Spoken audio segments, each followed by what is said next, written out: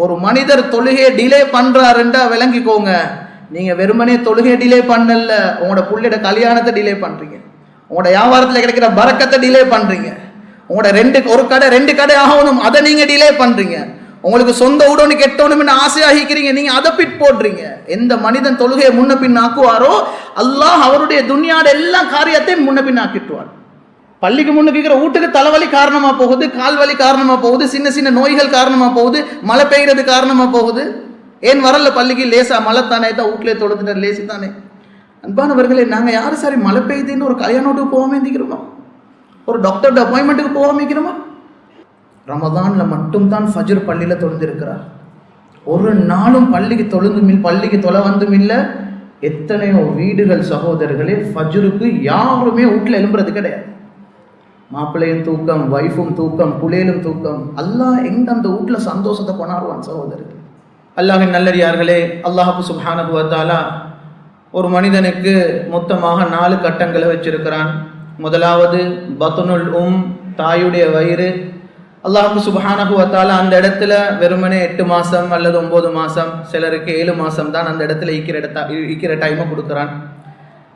2வது கட்டம், ஒரு மனிதன் தாயுடைய வயிற்றிலிருந்து ஒரு புள்ள வெளியே வந்ததிலிருந்து அந்த மனிதன் உலகத்திலிருந்து மௌத்தாவை காட்டி மீக்கிற கட்டம். இதுக்கு சொல்றது தாருல் கிஃபாஹி வல் அமல் செய்கிற இடம். இது 2வது கட்டம். இதில் அல்லாஹ் ஒரு மனிதனுக்கு எவ்வளோ காலம் சான்ஸ் கொடுப்பான் என்றால், சிலருக்கு 50, சிலருக்கு 60, சிலருக்கு 70, இன்னும் சிலர் 80ஐயும் அடைவாங்க, இன்னும் சிலர் 15 வயசுலேயும் வஃபாத் ஆகிடுவாங்க, இன்னும் சிலர் 17 வயசுலேயும் வஃபாத் ஆகுவாங்க. அல்லாஹ் சுப்ஹானஹு வ தஆலா இதில் ஒவ்வொருத்தருக்கு குறிப்பிட்ட ஒரு கணக்கொண்டு வச்சிருக்கிறான். அது வாப்பா உயிரோடு ஈக்க போக்குல புள்ள மௌத்தாகிடுவார், உம்மா ஈக்க போக்குல புள்ள மௌத்தா போயிட்டுருவாங்க. அதில் ஒரு தர்த்தீப் ஒன்று அல்லாஹ் கிட்ட இல்லை, ஒரு முறை ஒன்று இல்லை, இது படி இதுக்கு பின்னால் இதுக்கு தான் நடக்கும் என்றது இல்லை.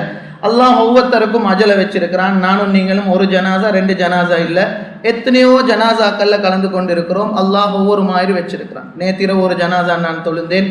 ஒரு தாயையும் தாயுடைய பிள்ளையும் 2 பேரையும் ஒரே இடத்துல வச்சு ஜனாசாவுடைய தொழுகை தொழுவிக்கப்பட்டது. அல்லாஹ் சுப்ஹானஹு வ தஆலா ஒவ்வொரு மனிதனுக்கு இந்த 2வது கட்டத்தில் கொடுத்திருக்கிறது வெறுமனே சில வருஷங்கள். முதலாவது கட்டம் நாங்கள் பார்த்தோம் வெறுமனே சில மாசங்கள். 2வது கட்டம் ஃபியூ இயர்ஸ், சில வருஷங்கள் மட்டும்தான்.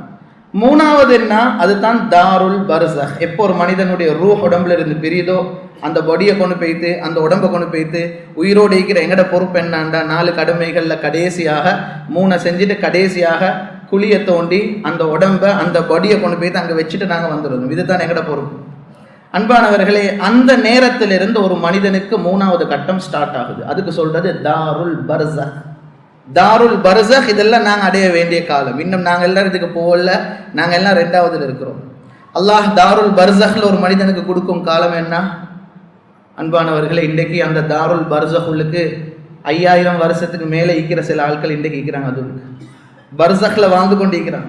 எப்படி துனியால நாங்கள் வாழ்றோமோ 50 வருஷம், அதுக்கு 500 இல்லை, 1000 இல்லை, 2000 இல்லை, எத்தனையோ 1000 வருடங்கள் வாழக்கூடிய மக்கள் இருக்கிறாங்க. அல்லாஹ் அந்த காலத்தை ஒரு மனிதனுக்கு வச்சுக்கிறான். எவ்வளவு காலம் என்றால், அல்லாஹ் ஒரு நாளைக்கு ஹஸ்ரத் இஸ்ராஃபீல் அலைஹிஸ்ஸலாமுக்கு அறிவிப்பான், உங்களோட வாயில நீங்க வச்சு கொண்டு இருக்கிற அந்த இந்த சூரை ஊதுங்க, அன்றைக்கு இந்த முழு உலகமும் அழிஞ்சு போகும்.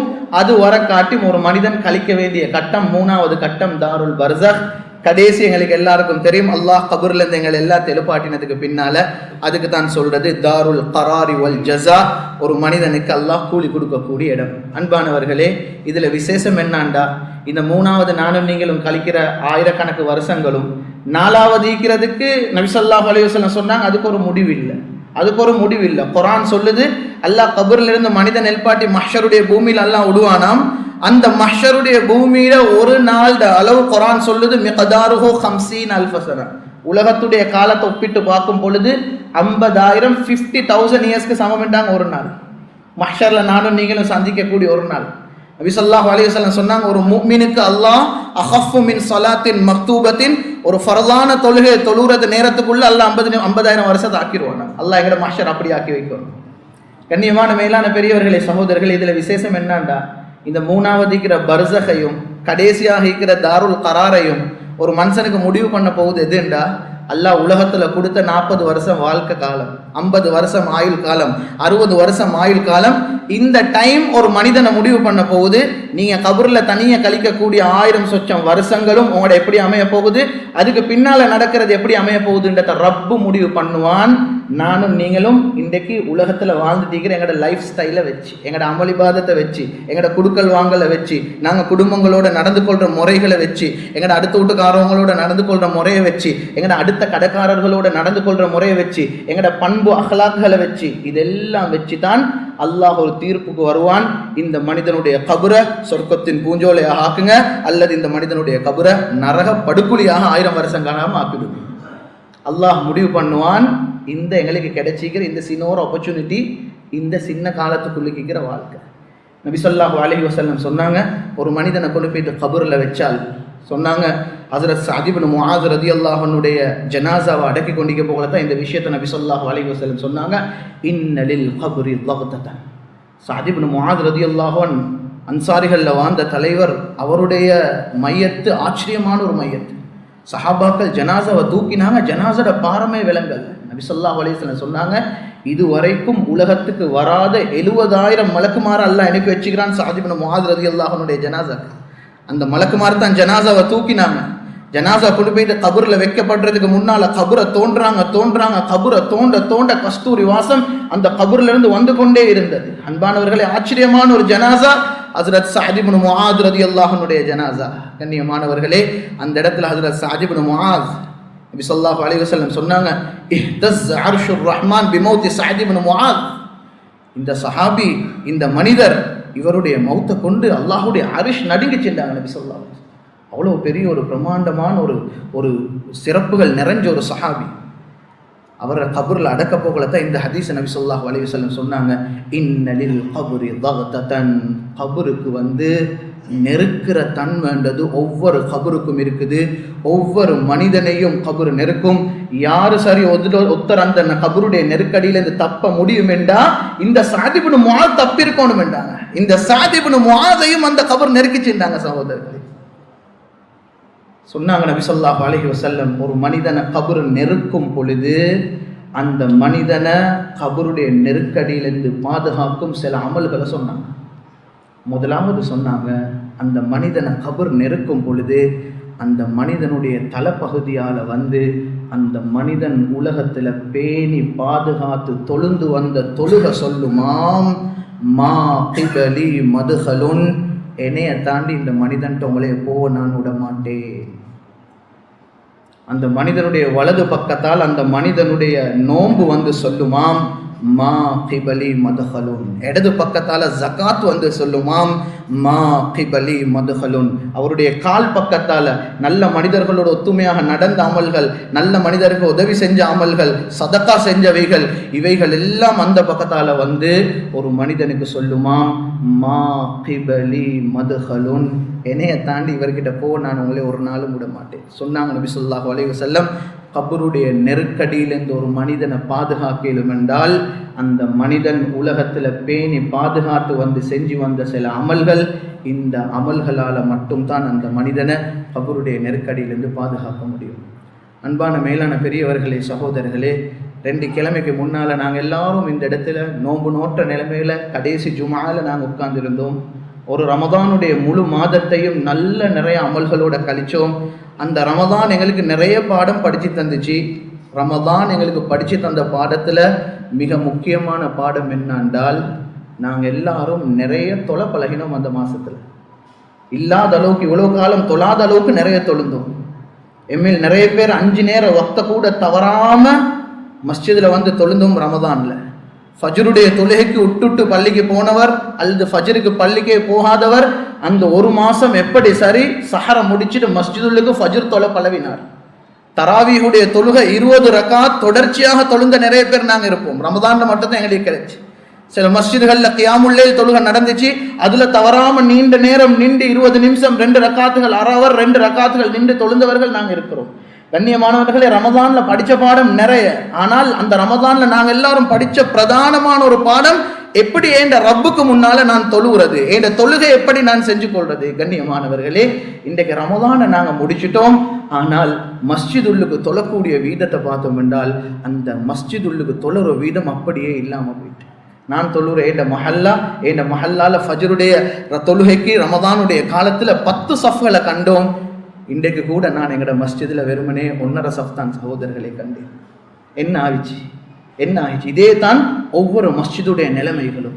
ஃபஜ்ருடைய தொழுகைகள், ஒரு மனிதனுக்கு ஃபஜ்ருடைய தொழுகை தவறுறதுன்றது சகோதரர்களே, அந்த மனிதன் வீட்டுல முசீபத் வாரத்துக்கு பிரதானமான காரணம் எந்த வீட்டுல ஃபஜ்ருடைய தொழுகை இல்லாம போகுதோ, ஃபஜ்ருடைய தொழுகை எங்க இல்லையோ அந்த வீட்டுல முசீபத் தான் உண்டாகும். அல்லாஹ்ட பாதுகாப்பு கிடைக்காது. ஃபஜ்ர் இல்லாம நாங்க கடையை திறக்கிறோம், அல்லாஹ் அந்த வியாபாரத்துல பரக்கத்துகளை வைக்க மாட்டான். ஃபஜ்ருடைய தொழுகைன்றது ஒரு மனிதனுக்கு ஆக முக்கியமான ஒன்று. ஏனென்றால் நபி ஸல்லல்லாஹு அலைஹி வஸல்லம் மிக பயங்கரமாக கண்டிச்சாங்க ஃபஜ்ருடைய தொழுகையை பத்தி.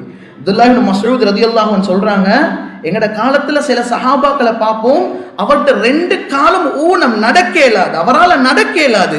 ஆனால் அவர் என்ன செய்வாருன்னா 2 பேருட தோல்ல கையை போட்டுக்கொண்டு அப்படியே கால் பூமியில இழுப்பட்டு கொண்டு போகும். இதே நிலைமையில ஃபஜ்ருடைய தொழுகைக்கு தவறாம வரக்கூடிய சில மக்களை நாங்க எங்கட காலத்துல கண்டிருக்கிறோம். காரணம் என்ன தெரியுமா? நபி ஸல்லல்லாஹு அலைஹி வஸல்லம் எங்கட காலத்துல நிறைய முனாஃபிக்குகள் சஹாபாக்களுக்குள்ளே இருந்தாங்க. ஹஜ்ரத் நபி ஸல்லல்லாஹு அலைஹி வஸல்லம் ஃபஜ்ருடைய தொழுகைக்கு முன்னால அவங்களுக்கு தெரியும் யாரும் முனாஃபிக் என்று. அந்த மாதிரி ஆட்கள்கிட்ட பேரை சொல்லி கேட்பாங்களாம், அஷாஹிதுன் ஃபுலானுன், இவர் இன்றைக்கு ஃபஜ்ருக்கு வந்திருக்கிறாரா? அன்றைக்கு ஃபஜ்ருக்கு அவர் அப்சென்ட் ஆயிப்பார். இன்னொருத்த பேரை சொல்லி கேட்பாங்களாம், இவர் ஃபஜ்ருக்கு இன்றைக்கு வந்திருக்கிறாரான்னு பாருங்க, அன்றைக்கு ஃபஜ்ருக்கு வந்திருக்க மாட்டார். சஹாபாக்கள் சொல்றாங்க, ஃபஜ்ருக்கு போகாட்டி எங்கட உள்ளத்துல நிஃபாக்குடைய தன்மை ஈக்கின்றத பயந்து அவர் வீட்டுக்கு தொழுறதுக்கு அனுமதி இருந்தும் கூட நாங்க எங்கள சிலரை காணுவோம், நடக்க இயலாதவர் 2 பேருட தோல்ல கையை போட்டுக்கொண்டு அப்படியே வருவாங்க. நபி ஸல்லல்லாஹு அலைஹி வஸல்லம் யாரெல்லாம் கேட்குறாங்களோ அவங்க எல்லாம் அப்சென்ட் ஆயிப்பாங்க, ஃபஜ்ருக்கு வந்திக்க மாட்டாங்க. அந்த டைம்ல நபி ஸல்லல்லாஹு அலைஹி வஸல்லம் சொல்லுவாங்களாம், இன்ன அஸ்கலஸ் ஸலாத்தி அலல் முனாஃபிகீன், முனாஃபிகீன்களுக்கு ஆக கஷ்டமான மனசுக்கு பாரமான தொழுகை ஃபஜ்ருடைய தொழுகையும் இஷாவுடைய தொழுகையும் என்று நபி ஸல்லல்லாஹு அலைஹி வஸல்லம் சஹாபாக்களை சொல்லிட்டு சொன்னாங்க. இந்த 2 தொழுகையில் இருக்கிற நன்மை மட்டும் தெரியுமெண்டா நடக்க இயலாதவர் தவந்து சரி பள்ளியுள்ளுக்கு தொழுகிறதுக்காக வேண்டி வருவார். அன்பான மேலான பெரியவர்களே, சகோதரர்களே, நபி ஸல்லல்லாஹு அலைஹி வஸல்லமுடைய காலத்துல ஒரு கண் குருடான சஹாபி அப்துல்லாஹ் இப்னு மக்தூம் ரலியல்லாஹு அன்ஹு நபி ஸல்லல்லாஹு அலைஹி வஸல்லம் சொன்னார், யா ரசூலல்லாஹ், எல்லாம் தொழுகைக்கு நான் எப்படி சரி கண் விளங்காட்டியும் பள்ளிக்கு ஜமாத்தோட தொழுகிறேன், சில டைம்ல எனக்கு ஃபஜ்ருக்கு வர இல்லாமல் போகுது. காரணம் என்னன்னா, என் வீட்டில இருந்து என்னைய மஸ்ஜிதுக்கு கொண்டாடுறதுக்கு எனக்கு ஒரு கைட் வேணும், என்னைய கையை பிடிச்சி கொண்டாடுறதுக்கு ஒரு ஆள் வேணும். 4 தொழுகைக்கும் யாரு சரி வர வழியில் என்னைய காண்றாங்க, கண்டு என்னைய கையோடு கூட்டு வராங்க பள்ளிக்கு. சில வேளை ஃபஜ்ருடைய டைம்ல இருட்டு என்பதனால நான் வீட்டுக்கு வெளியே நின்று கொண்டிருப்பேன், என்னைய சிலாக்களுக்கு விளங்காம அவங்க அப்படி பள்ளிக்கு போய்த்துருவாங்க.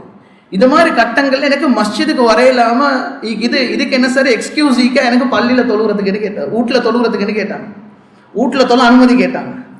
அந்த சஹாபி கிட்ட கண் விளங்காதவர்கிட்ட நபி ஸல்லல்லாஹு அலைஹி வஸல்லம் கேட்டாங்க, ஹல் தஸ்மஉ நிதா அல் முஅஸ்ஸின், உங்களுக்கு முஅஸ்ஸின் அஸான் சொல்ற சத்தம் கேக்குதான்னா?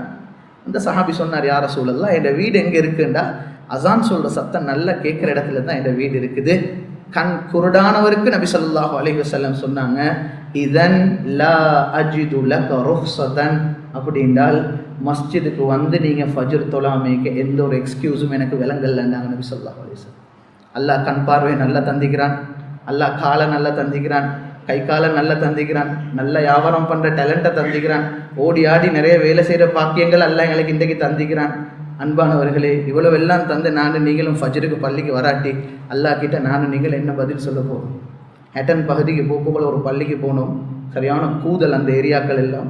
ஃபஜ்ருடைய தொலைப்போக்கில் ஒரு ஆளை காட்டி சொன்னாங்க, இவரோட ஊடிக்குது மலையில், அவர் மலைக்கு மேலிருந்து நடந்து வாராம் பள்ளிக்கு. அவர் சொன்னாங்க, இவர் ஒரு தைனம் அங்கிருந்து நடந்து வாரத்துக்கு 45 நிமிஷம் பிடிக்கும், தவறாமல் ஃபஜ்ருக்கு பள்ளிக்கு வருவார். இன்றைக்கு வீட்டு முன்னுக்கு பள்ளியை வச்சு, கடை முன்னுக்கு பள்ளியை வச்சு எத்தனை பேர் தொழுகைகளை சும்மா கண்ட மாதிரி விட்டுறோம் சகோதரி. இதெல்லாம் கேட்க மாட்டாங்க, நாளைக்கு எங்களுக்கு வருது. ரப்பு கிட்ட கேள்வி கணக்கு இல்லைன்னு நீங்கள் நினைச்சு கொண்டிருக்கிறோமா? சிலருடைய வீடு எங்க அமைஞ்சிக்கின்றா, ஒரு பள்ளியில பாங்கு சொல்ற சத்தம் இல்லை, 3 பள்ளியில பாங்கு சொல்ற சத்தம் அவரே கேட்குது வீட்டுக்கு. அவருடைய வீடு அப்படி அமைஞ்சி மாஷா அல்லாஹ். இன்றைக்கு எங்களுக்கு பள்ளிகளுக்கு எந்த குறவும் எங்களோட நாட்டில் எங்கே போனாலும் இல்லை, அல்ஹம்துலில்லாஹ். பலருடைய முயற்சி, பலருடைய ஏற்பாடு, எல்லா இடத்துலையும் எங்களோட கடமையை மஸ்ஜிதில் போய்த்து நிறைவேற்றத்துக்குள்ள எல்லா ஏற்பாடும் எங்களோட முழு நாட்டிலே மிக்குது. கொழும்புல மட்டும் இல்லை, முழு நாட்டிலே மிக்கு. எங்கே போனாலும் பள்ளி ஒன்றிக்குமே எனக்கு தொடரும். அன்பானவர்களே, அல்லாஹ் கிட்ட நாங்கள் என்ன பதில் சொல்ல போகிறோம்? கையில் ஒரு டோர்ச் எடுத்துக்கொள்வாராம், ஒரு கம்பு எடுத்துக்கொள்வாராம், கடும் இருட்டு, டோர்ச்சை பிடிச்சி வெளிச்சத்தை பிடிச்சி கம்பொண்டு எடுப்பாராம். சில டைம் நானே காடு ஏரியா, ஃபாரஸ்ட் ஏரியாக்கள், சில மிருகங்களால் தாக்கம் வர சான்ஸ் இருக்குது. கம்பொண்டு என் கையில் வச்சுக்கொண்டு எந்த நாளும் தவறாமல் பள்ளிக்கு வாரம் நிமிஷம், ஒரு வருஷம் நடிச்சு வாரத்துக்கு 45 நிமிஷம் பிடிக்குது. அல்லாஹ் எங்களுக்கு நடக்க தேவையில்லை, அல்லாஹ் நல்ல காலை தந்திக்கிறான். பெரும்பாலும் எல்லாருக்கும் வாகனத்தை அல்லாஹ் தந்திக்கிறான். ஆக குறைஞ்சது ஒரு பைக் கொண்டு இல்லாதவங்க சரி, பெரும்பாலும் நாங்கள் யாரும் விற்க மாட்டோம். அன்பானவர்களே, அல்லாஹ் எங்களுக்கு இவ்வளவெல்லாம் தந்து ஃபஜ்ருடைய தொழுகை இப்படி கண்ட மாதிரி நாங்கள் மிஸ் பண்ணுறோம் என்றால், ஃபஜ்ருக்கு எலும்பே இல்லாட்டி, அன்பானவர்களே, ரமதான் முடிஞ்சத்திலிருந்து இதுவரைக்கும் பள்ளிக்கு தொலை வராது எத்தனை பேர் இருக்கிறாங்க தெரியுமா? ரமதானில் மட்டும்தான் ஃபஜ்ர் பள்ளியில் தொழுந்திருக்கிறார். ஒரு நாளும் பள்ளிக்கு தொலை வந்தும் இல்லை. எத்தனையோ வீடுகள் சகோதரர்களே, ஃபஜ்ருக்கு யாருமே வீட்டில் எழும்புறது கிடையாது. மாப்பிள்ளையும் தூக்கம், வைஃபும் தூக்கம், புள்ளையிலும் தூக்கம். அல்லாஹ் எங்க அந்த வீட்டில் சந்தோஷத்தை கொண்டாடுவான் சகோதரர்கள். ஃபஜ்ருடைய டைம்ன்றது வக்து தக்ஸீமில் அர்ஸாக். ஒரு மனிதனுக்கு அல்லாஹ் ரிஸ்கை பிரித்து கொடுக்குற டைம் தான் ஃபஜ்ர் டைம். பரக்கத்தான ஒரு நேரம். ஒரு மனுஷன் அந்த நேரத்தில் ஃபஜ்ரும் இல்லாமல் தூங்கினால் அவருடைய வியாபாரத்தில் நெருக்கடி வந்தே ஆகுமா இல்லையா? ஏன்? அல்லாஹ் ரிஸ்கை படிச்சு கொடுக்குற நேரத்தில் அவர் அல்லாஹ்க்கு நெருக்கமாக இருந்தில் அவர் தூங்கி கொண்டிருக்கிறார். அவர் தூங்கி கொண்டிருக்கிறார். அன்பானவர்களே, ஹஸரத் உமர் இப்னு ஹத்தாப் ரலியல்லாஹு அன்ஹுடைய வஃபாத் நடந்துச்சு எங்க தெரியுமா? ஃபஜ்ர்ல முஸல்லல தொழுவிச்சு கொண்டிருக்கிறார். ஃபஜ்ருடைய தொழுகையை தொழுவிச்சு கொண்டிருக்கிறாங்க. ஹலீஃபா அமீருல் முஃமினீன் உமர் இப்னு ஹத்தாப் ரலியல்லாஹு அன்ஹு ஃபஜ்ரை தொழுவிச்சு கொண்டிருக்கிறார். பின்னால வந்து குத்தப்பட்டுச்சு. ஒரு ரக்காத்தை பூர்த்தி செஞ்சு சுஜூதுக்கு போனது தான் பின்னால வந்து கடுமையாக ஒரு நீண்ட சம்பவம், எனக்கு சொல்ல நேரம் இல்லை. கடுமையாக தாக்கப்பட்டு எந்த அளவுக்கு தாக்கம் என்றால் உடம்புல 9 அல்லது 11 காயங்கள். கடைசியாக குத்தப்பட்டு சரியா தொப்புளுக்கு கீழே மேலே பார்த்து கொண்டு விழுந்திருக்கிறாங்க. கடைசி குத்து அதுதான் மிக டீப்பான ஒரு குத்து, மிக பயங்கரமான ஒரு காயத்தை ஏற்படுத்திச்சு. வயிறு அப்படி கிழிச்சு கொண்டு வயிற்றில் வைக்கக்கூடியதெல்லாம் வெளியே வந்துட்டு முஸல்லல விழுந்திருக்கிறாங்க. ஃபஜ்ருடைய தொழுகை இன்னும் கம்ப்ளீட் ஆகல. ரிவாயத்தில் வருவது அம்ர் இப்னு மைமூன் ரலியல்லாஹு அன்ஹு அறிவிக்கிறாங்க. பின்னால் அப்துர் ரஹ்மான் இப்னு அவுஃப் ரலியல்லாஹு அன்ஹு தொழுந்து கொண்டிருக்காங்க. ஹஸரத் அப்துர் ரஹ்மான் இப்னு அவுஃப் ரலியல்லாஹு அன்ஹு பிடிச்சி சைக்கினை செஞ்சாங்க, முன்னால் வந்து ஃபஜ்ருடைய தொழுகையை கம்ப்ளீட் பண்ணுங்க. ஹஸரத் அப்துர் ரஹ்மான் இப்னு அவுஃப் ரலியல்லாஹு அன்ஹு முஸல்லல வந்து தொழுகிறாங்க. ஹலீஃபா அப்படியே கீழே மயங்கி விழுந்திருக்கிறார். சஹாபாக்கள் சொல்றாங்க, ஃபஜ்ர சுருக்கமாக தொழுந்துட்டு உடனே ஹலீஃபாவை நாங்கள் அட்டென்ட் பண்ணினோம். ஹலீஃபாவை பார்த்தோம், அவட்ட நிலைமையை பார்த்தோம், மூச்சு இது பேசுறார் இல்ல, மயங்கி விழுந்திருக்கிறார். அவசரமாக நாங்கள் அவரை தூக்கிட்டு பக்கத்தில் அவருடைய மகண்ட வீடு தான் இருந்துச்சு, அப்துல்லாஹ் இப்னு உமர் ரலியல்லாஹு அன்ஹு வீடு. அவருடைய வீட்டுக்கு நாங்கள் கொண்டு போயிட்டு ஹலீஃபாவை நாங்கள் இப்போ எழுப்பாட்ட பார்க்குறோம், எழும்புறாரு இல்லை. விதாயா நிஹாயில் ஒரு விஷயம் எழுதப்பட்டிருக்கு சகோதரர்களே. அந்த இடத்துல ஒரு சஹாபி ஒரு மஷூரா சொன்னாராம். ஒரு சஹாபி சொன்னாராம், ஹலீஃபா அமீருல் முஃமினீன் உமர் இப்னு ஹத்தாப் ரலியல்லாஹு அன்ஹு அவர்களுக்கு தொழுகை என்றது மாதிரி அவருடைய உள்ளத்தை அச்சுறுத்தக்கூடிய பயம்புறுத்தக்கூடிய ஒரு விஷயம் கிடையாது. அதனால ஹலீஃபா கிட்ட நாங்க தொழுகையை நினைவு காட்டி பார்ப்போம். அன்பானவர்களே, ஹஸரத் ஹலீஃபா அமீருல் முஃமினீன் கிட்ட போயிட்டு அஸ்ஸலா யா அமீருல் முஃமினீன், அஸ்ஸலா யா அமீருல் முஃமினீன், தொழுகை என்றது நினைவு காட்டினது தாமதம் சரித்திர கிதாபுகள்ல வருது சகோதரர்களே. ஹஸரத் அமீருல் முஃமினீன் உமர் இப்னு ஹத்தாப் ரலியல்லாஹு அன்ஹு துடிச்சு கொண்டு எழுப்பினதாக வருது தொழுகையை நினைவு காட்டினதுக்கு பின்னால. அன்பானவர்களே, அந்த உடம்புல வந்த காயம் அதை வர்ணிக்க முடியாது, அவ்வளவு காயம். சஹாபாக்கள் சொல்றாங்க, பாலை கொடுத்தோம், ஹலீஃபா அவர்கள் வாயால குடிச்ச பால் வயிறால வெறிய வாரத்தை நாங்கள் கண்ணால பார்த்தோம், அவ்வளவு காயம். மயக்கம் தெளிஞ்சதுக்கு பின்னால ஹதீஸ்ல வருது, கேட்ட முதலாவது செய்தி என்ன தெரியுமா? என்ற நிலைமை என்ன? அவசரமா டாக்டரை கூப்பிடுங்க, யாரனைய கொலை செஞ்சது இல்லை இல்லை. கேட்ட முதலாவது செய்தி அஸல்லன்னாஸ், மக்கள் ஃபஜ்ர தொழுந்து முடிச்சாங்களான்னு தான் கேட்டாங்க சகோதரர்களே. மக்கள் ஃபஜ்ர தொழுந்து முடிச்சாங்களான்னு கேட்டாங்க. ஹலீஃபா கிட்ட சொல்லப்பட்டுச்சு, ஹலீஃபா அவர்களே ஃபஜ்ர கம்ப்ளீட் பண்ணினாங்க. வயிறில் இருக்கக்கூடிய குடல் எல்லாம் வெளியே. அந்த டைம்ல சொன்ன வார்த்தை என்ன தெரியுமா? லா ஹவ்வ ஃபில் இஸ்லாமி லிமன் தரக ஸலா, தொழுகையை விட்டு விட்டு தொழுகிறவனுக்கு இஸ்லாத்துல எந்த பங்கும் கிடையாதுன்னா. அந்த நிலைமையில சஹாபாக்கள் சொல்றாங்க, ஆச்சரியமான ஒரு விஷயம் நடந்துச்சு. தண்ணி கேட்டாங்க. அந்த நிலைமையில தண்ணி கேட்டாங்க. தண்ணியை கொண்டாந்து கொடுத்தோம். குடிக்கத்தான் தண்ணியை கேட்டார் என்று நாங்க நினைச்சோம். கொண்டாந்த தண்ணியால உது செஞ்சு அதே நிலைமையில ஃபஜ்ருடைய தொழுகையை தொழுந்து முடிச்சார்கள். அவங்களுடைய காயத்தை பார்க்கல, நான் மௌத்தா போறேன்னான்றதை பார்க்கல. அதுக்கு பின்னால் அவசரமாக டாக்டர் வர வைக்கப்பட்டார். அவரை பார்த்துட்டு ஹலீஃபாக்கு சொன்னார், என்ன சரி வசியத்தோல் இருந்தால் செஞ்சுக்கோங்க, இது உங்களோட கடைசி நிலைமை, உங்களை காப்பாற்ற முடியாது. அன்பான மேலான பெரியவர்களே, சகோதரர்களே, ஃபஜ்ருடைய தொழுகைக்கு கொடுத்த முக்கியத்துவத்தை நான் பேசுகிறேன். இன்றைக்கு எந்த ஃபஜ்ருடைய தொழுகைக்கு மாச கணக்கு நாங்கள் பள்ளிக்கு வந்து தொழுந்து இல்லையோ அந்த ஃபஜ்ருடைய தொழுகையை பற்றி நான் பேசுகிறேன். ஃபஜ்ருடைய தொழுகைகள் தவற விட முடியாது சகோதரர்களே. எங்களுக்கு ஒரு ஏர்போர்ட் போகிறதுக்கு 3 மணிக்கு எழும்பி போவேலும் வேண்டாம், எங்கட பிள்ளைகள்ட ஸ்கூலுக்கு வெள்ளனைக்கு ஏர்லியா எழும்பி போகலும் வேண்டாம், எங்கட மற்ற காரியங்கள் எல்லாம் சரியா செய்யலும் வேண்டாம். ஏன் எங்களுக்கு ஃபஜ்ருக்கு பள்ளிக்கு வரையில சகோதரர்கள்? உலகத்துடைய அனைத்து காரியத்துக்காக வேண்டியும் தொழுகையை நினைச்ச மாதிரி நாங்கள் அட்ஜஸ்ட் பண்றோமா இல்லையா? ஒரு ஆள் பள்ளிக்கு வரல இஷாக்கு, ஏன் கல்லிக்கு காண மாட்டான்? சரியான தலைவலி இருந்துச்சு, அதனால தான் நான் பள்ளிக்கு வரலன்றா. ஒரு மனுஷனுக்கு உண்மையிலே நோய் இருந்தால் அவருக்கு வீட்டில் தொழிலும் 2 காரணம். முதலாவது மரத், கடுமையான நோய், அவரால் ஏலா அந்த டைம்ல வீட்டில் தொழிலும். 2வது ஹவுஃப், பயங்கரமான பயம், வீட்டுல இருந்து வெளியே வந்தா அவருடைய உயிருக்கு ஒரு ஆபத்து. இந்த கட்டத்தில் அவர் வீட்டுல தொழிலும். இந்த 2 கட்டத்தை தவிர வேற எந்த ஒரு காரணத்துக்கு வீட்டுல சும்மா எங்களை தொழிலாம், எங்கட கடவுளுக்கு சும்மா தொழிலாம், பள்ளிக்கு வந்து நாங்க தொழணும், எங்கட தொழுகைகள் மஸ்ஜிதுள்ளுக்கு இருக்கணும். இந்த 2 காரணத்தை தவிர வேற சும்மா நினைச்ச மாதிரி எங்களுக்கு கிடைச்ச இடத்துல நான் தனியாக தொழுந்து கொலையலாது. மஸ்ஜிதுல தொழுகை நிறைவேற்றப்படணும் சகோதரர்களே. இஷாக்கையும் பள்ளிக்கு வரல, லேசா தலைவலி அறிஞ்சு சைத்தான் வரல. அன்பானவர்களே, அந்த தலைவலியோட வீட்டுக்கு முன்னால இருக்கிற பள்ளிக்கு அவர் வரல, ஆனா அதே தலைவலியோட ஒரு அவர் பின்னால தூரத்தில் இருக்கிற ஒரு கல்யாண வீட்டுல அவர் வந்திருக்கிறார். உங்களுக்கு விளங்குதான் நான் சொல்ற வித்தியாசம் என்ன? பள்ளிக்கு முன்னுக்கு இருக்கிற வீட்டுக்கு தலைவலி காரணமா போகுது, கால்வலி காரணமா போகுது, சின்ன நோய்கள் காரணமா போகுது, மழை பெய்யறது காரணமா போகுது. ஏன் வரல பள்ளிக்கு? லேசா மழை தானே தான், வீட்டிலே தொழுதுட்டார், லேசு தானே. அன்பானவர்களே, நாங்க யாரு சரி மழை பெய்யுதுன்னு ஒரு கல்யாண வீட்டுக்கு போகாம இருந்திக்கிறோமா? ஒரு டாக்டர் அப்பாயின்மெண்ட்டுக்கு போகாம இருக்கிறோமா? நாங்கள் ஏன் ஒரு வலிமாக்கு அவ்வளோ கஷ்டப்பட்டு போகிறோம்? கட்டாயம் போகணும், சொன்னால் கட்டாயம் நாங்கள்லாம் போகணும். ஏன் போகிறோம்? அவரோட மனசு உடைக்கக்கூடாது, அவருக்கு மாற்றம் செய்யக்கூடாது. எங்களுக்கு அழைப்பை தாரார் அல்லாஹ், ஒவ்வொரு நாளும் அழைப்பை தாரான். அந்த அழைப்பை தூக்கி வீசுறோமே சகோதரர்களே. அல்லாஹ் கிட்ட இதுக்கு நாங்கள் பதில் சொல்றது இல்லையா?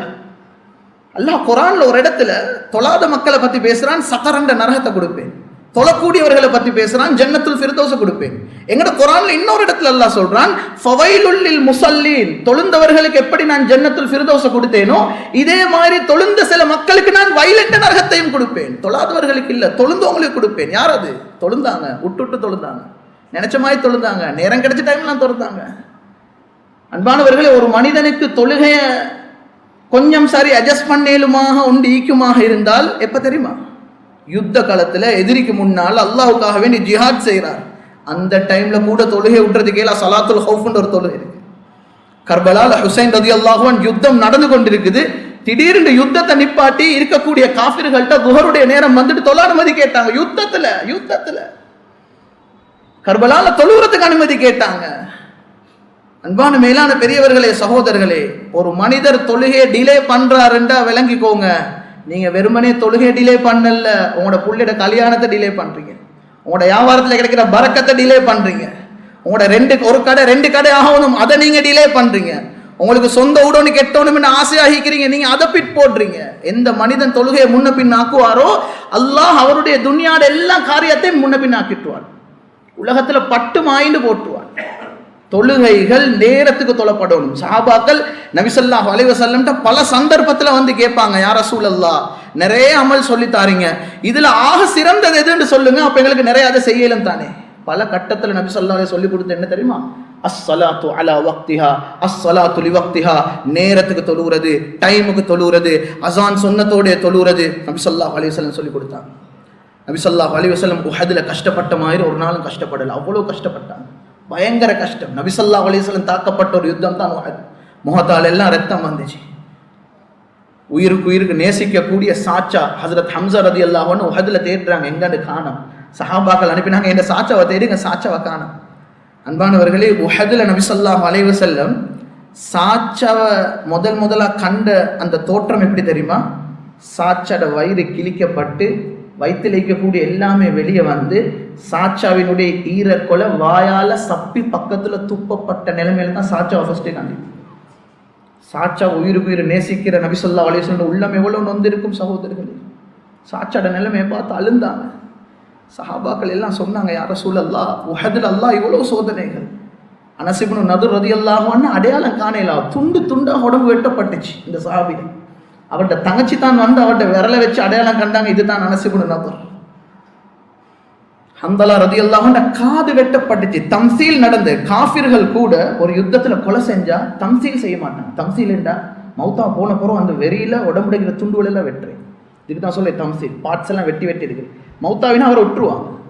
உஹதுல எந்த அளவுக்கு கோபம் உண்டா, பத்ர்ல தோத்த கோபம் அந்த குறைஷி காஃபிர்களுக்கு இருந்துச்சுண்டா, மௌத்தா போயிட்டு விழுந்ததுக்கு பின்னால கூட உடம்பு பார்ட்ஸோட வெட்டி எடுத்தாங்க. எப்படி முள்ள ஹந்தலா ரலியல்லாஹு அன்ஹு காதை வெட்டி எடுத்தாங்க. வேறையா சஹாபாக்கள் சொன்னாங்க, யா ரசூலல்லாஹ் போதும், யா ரசூலல்லாஹ் அல்லாஹ் கிட்ட துஆ கேளுங்க, இந்த மக்களுக்கு அநியாயம் வரட்டும். இவ்வளவு நொந்து வைத்திருந்த நபி ஸல்லல்லாஹு அலைஹி வஸல்லம் அந்த உஹதுல கூட பதுஆ செய்யல அந்த காஃபிருக்கு. ஆயிஷா ரலியல்லாஹு அன்ஹா கேட்டாங்க ஒரு முறை, யா ரசூலல்லாஹ் உங்களுக்கு உஹதை விட கஷ்டமான ஏதாவது ஒரு நாள் வந்திருக்கா? சொன்னாங்க நபி ஸல்லல்லாஹு அலைஹி வஸல்லம், ஒரு நாள் உஹதுல விட நான் பட்ட கஷ்டத்தை விட நான் பட்ட கஷ்டம் என்று சொல்லி சொன்னாங்க. நான் தாயிஃபுக்கு போன டைம்ல பட்ட கஷ்டம் இது உஹதை விட பட்ட கஷ்டம். எனக்கு இந்த சம்பவம் எல்லாம் டீட்டெயிலாக சொல்ல நேரம் இல்லை. நான் என்ன சொல்றேன்றதை விளங்கிக்கோங்க சகோதரர்களே.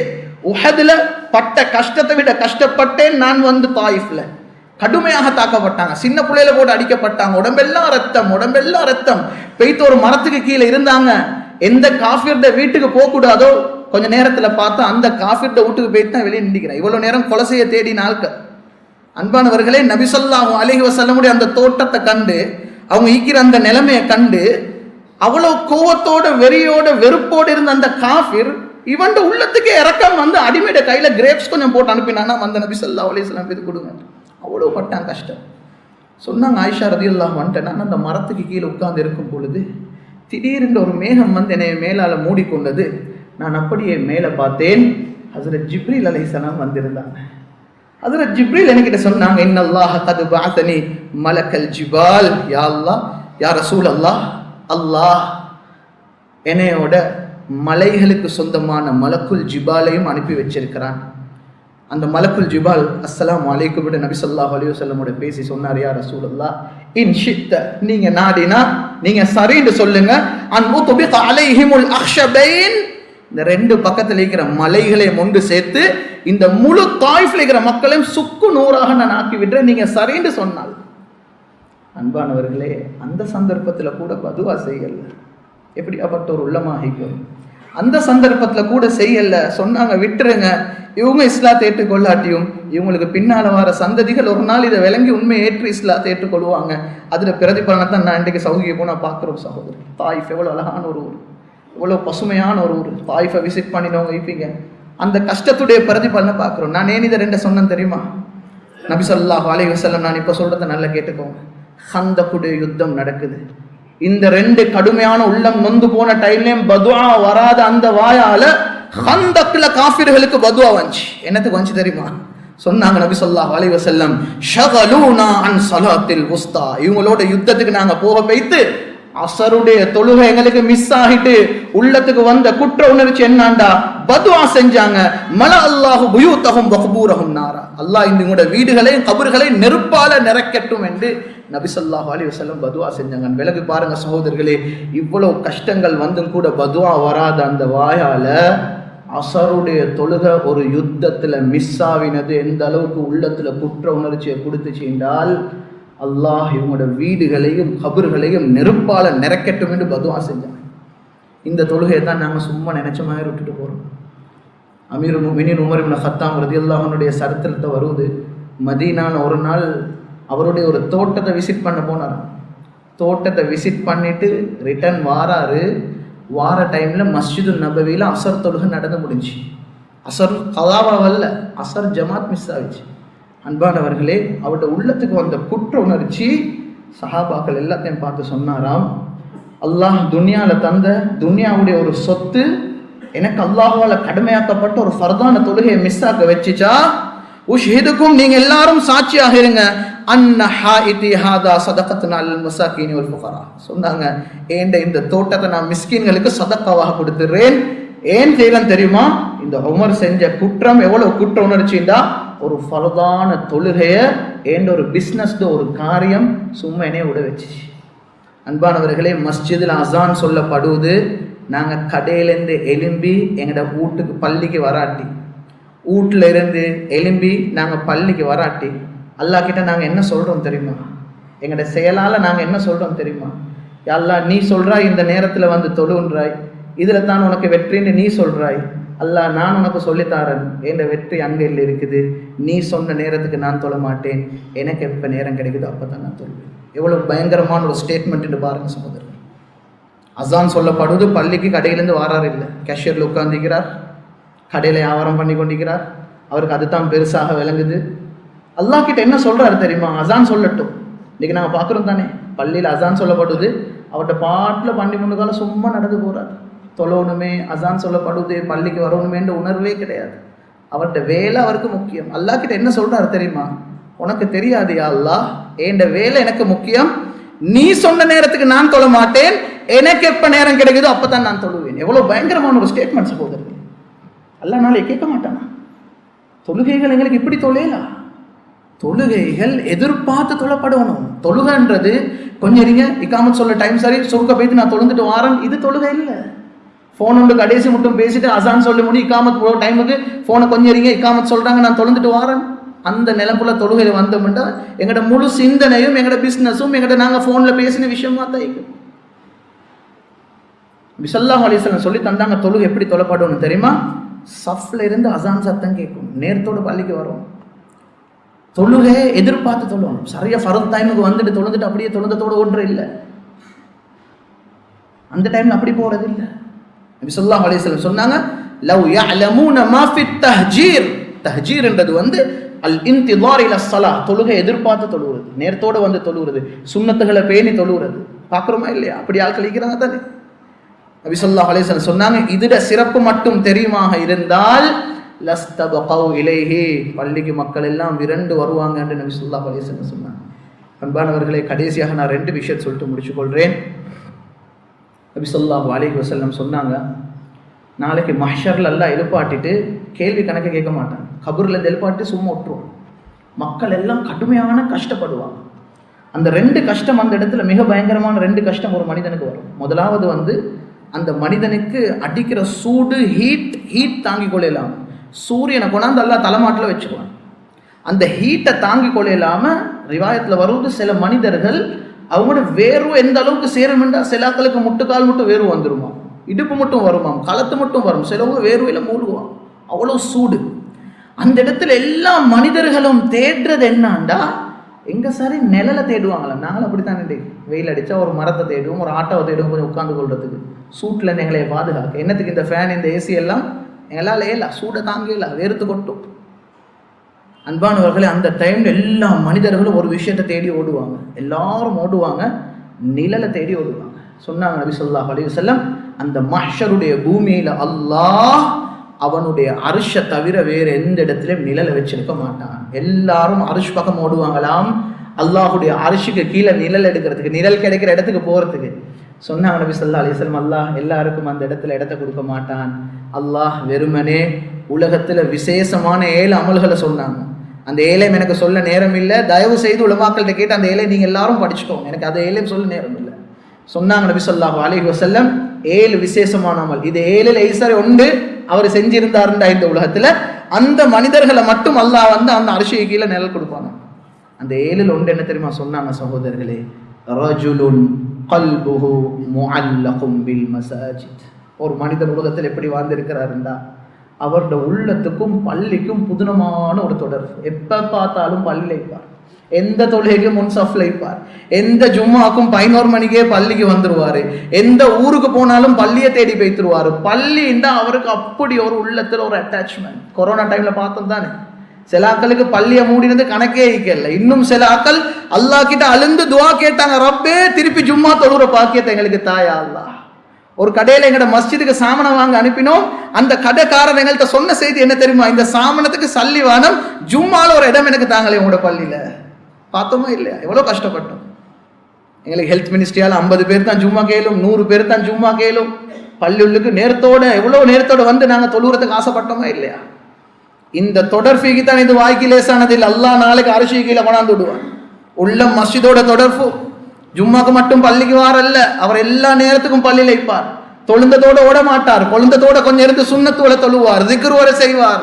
அவருக்கு பள்ளியில் உட்கார்ந்து இருக்கிறேன்டா புதுனமான ஒரு சந்தோஷம். ஒரு டென்ஷன் வந்தா பள்ளியிலுக்கு வந்து உட்கார்ந்துருவார், நிறைய நேரங்களை கழிக்கிறார். அன்பானவர்களை யோசிச்சு பாருங்க, ஒரு மனிதனோட உள்ளம் தொடர்பு பட்டவருக்கே அந்த இடம் என்றா, ஒரு மனிதனுடைய தொழில் மஸ்ஜிதில் அமைஞ்ச அதை விட சிறப்பான ஒரு தொழில் கிடைக்குமா உலகத்துல மஸ்ஜித்ல ஹிதமத் செய்யறதை விட மஸ்ஜிதுடைய ஹஸ்ரத் மாதிரி இருக்கிறாங்க, முஅஸ்ஸின் மாதிரி இருக்கிறாங்க, பள்ளியில வேலை செய்யக்கூடிய ஹிதமத் செய்யறவங்க இருக்கிறாங்க, இந்த ஸ்லீப்பருக்கு பொறுப்பாய்க்கிறவர் இருக்கிறாரு. எத்தனை பேர் மஸ்ஜித்ல வேலை செய்யறாங்க? அன்பானவர்களே, அந்த மஸ்ஜித்ல வேலை செய்யறவங்க மட்டும் இஹ்லாஸாக அந்த வேலையை செஞ்சாங்கண்டா உலகத்துல அதை விட சிறப்பான ஒரு ஜாப் கிடையாது சகோதரர்களே. அவர்களை கண்ணியப்படுத்தணும். முஅஸ்ஸின்மார் அல்லாஹ் கொடுக்கிற கண்ணியம் நாளைக்கு கியாமத் நாள்ல மிகப்பெரிய கண்ணியம். அல் முஅஸ்ஸினூன் அத்வலுன் நாஸி அனாகன் யௌமல் கியாமா சொன்னாங்க. அல்லாஹ் ஹஜ்ரத் பிலாலுக்கு கீழே தனிய கண்ணியப்படுத்துவான் முஅஸ்ஸின்மார்களை. நபி ஸல்லல்லாஹு அலைஹி வஸல்லம் சொன்னாங்க, லவ் யஅலமுன் நாஸு மா ஃபின் நிதாஇ வஸ்ஸஃபில் அவ்வல். அஸான் சொல்ற சிறப்புக்கு தானே பாங்கு சொல்றது வாய்க்கிலே செய்யும். ஊட்டுவல்ல அஸான் சொல்ல சான்ஸ் கிடைச்சா தைரியமா சொல்லுங்க. முன்னு போயிட்டு அல்லாஹ்வோட அழைப்பை நீங்க சொல்றீங்க, அல்லாஹ்வை கால் பண்றீங்க, அல்லாஹ்வுடைய தொழுகைக்கு நீங்க கால் பண்றீங்க. அஸான்ட சிறப்பு மிக முக்கியமான சிறப்பு. ஹலீஃபா உமர் இப்னு கத்தாப் சொன்னாங்க ரலியல்லாஹு அன்ஹு, லவ்லல் கிலாஃபத்து லஅஸன், எனக்கு கிலாஃபத்துடைய பொறுப்பில்லை, நான் ஒரு பள்ளியில முஅஸ்ஸினா இருந்திருப்பேன். பள்ளியில முஅஸ்ஸின் ஆகிறது லேஸ் இல்ல அன்பானவர்களே. சில வேலை நாளைக்கு கியாமத்துல அல்லாஹ் இந்த முஅஸ்ஸின்மாருக்கும் பள்ளியில வேலை செய்யற ஆட்களுக்கும் கொடுக்கிற கண்ணியம் நானும் நீங்களும் நினைப்போம். உலகத்துல பேசாம அங்கிட்டு இங்கிட்டு இருந்ததுக்கு ஒரு பள்ளியில முஅஸ்ஸினா இருந்திருந்தா அல்லாஹ் எனக்கு இவ்வளவு கண்ணியத்தை தந்திப்பானேன்னு நினைப்பேன். என் பிள்ளைய நான் இவ்வளவு கஷ்டப்பட்டு படிக்க வச்சதுக்கு என் பிள்ளைய ஒரு பள்ளியில முஅஸ்ஸினாக அல்லது பள்ளியில ஒரு ஹிதமத் செய்யற ஒத்தரா வச்சிருந்தா அல்லாஹ் எவ்வளவு கண்ணியத்தை கொடுப்பான்றது நாளைக்கு கியாமத்துல விளங்கும். அல்லாஹ் அவ்வளவு சிறப்புகளை முஅஸ்ஸின்மார் பள்ளியோட உள்ளம் தொடர்பாய்க்கக்கூடிய மக்களுக்கு அல்லாஹ்க்கு சுப்ஹானஹு வ தஆலா வச்சிக்கிறான். கண்ணியமா பேசுங்க, அவங்களோட கண்ணியமா பழகுங்க. மஸ்ஜித்ல இருக்கக்கூடியவர் இவர் ஸ்லீப்பருக்கு பொறுப்பு தானே, இவர் டாய்லெட் கழுவுறவர் தானே இல்ல சகோதரர்களே.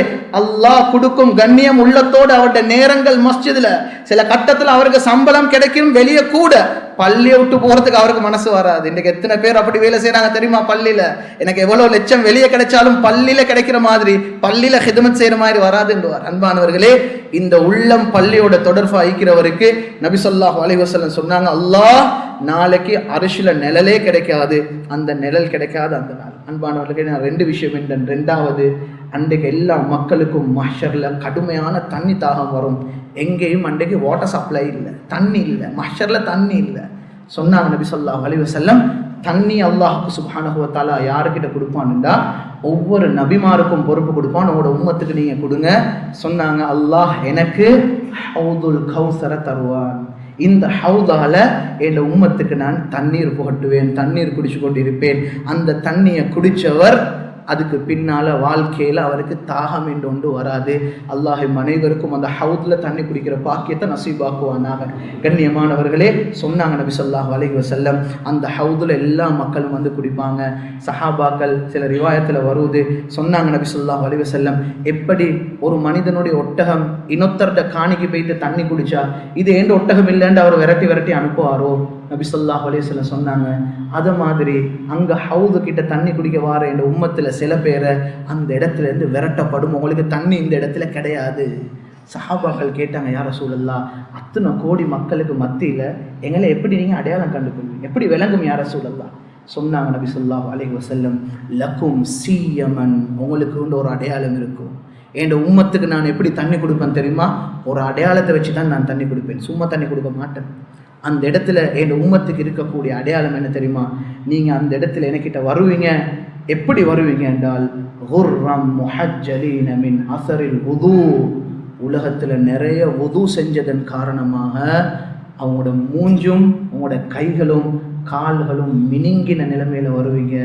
எனவே அந்த அடையாளத்தை வச்சு தான் அந்த இடத்துல நான் என் உம்மத்துக்கு நான் தண்ணீர் கொடுப்பேன். எந்த மனுஷன் உலகத்துல நிறைய வுது செஞ்சுப்பார்? தொழுந்தவரா தொழாதவரா? குர்ஆனை பிடிச்சவரா பிடிக்காதவரா? திக்ர் நிறைய செஞ்சவரா செய்யாதவரா? யாரு நிறைய வுது செய்வார்?